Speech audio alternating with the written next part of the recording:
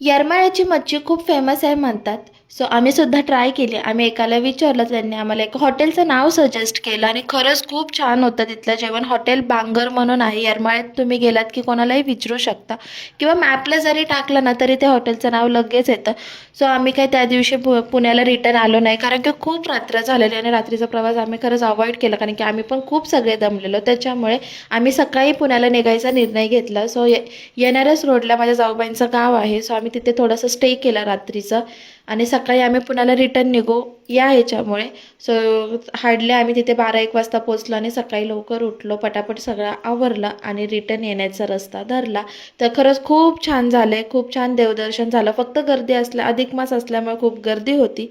So थोडंफार हे झालं, पण खरंच खूप छान दर्शन झालं आणि रिटर्न आम्ही यायला सुद्धा निघालो. बघू शकता गावचं वातावरण खरंच खूप छान आणि मस्त, एकदम हवेशीर, एकदम फ्रेश असतं. सो तसं करत करत आपल्या पुण्यामध्ये पोचलेलं आहे. बिल्डिंग्स आणि हे सगळं बघून तुम्हाला समजलंच असेल.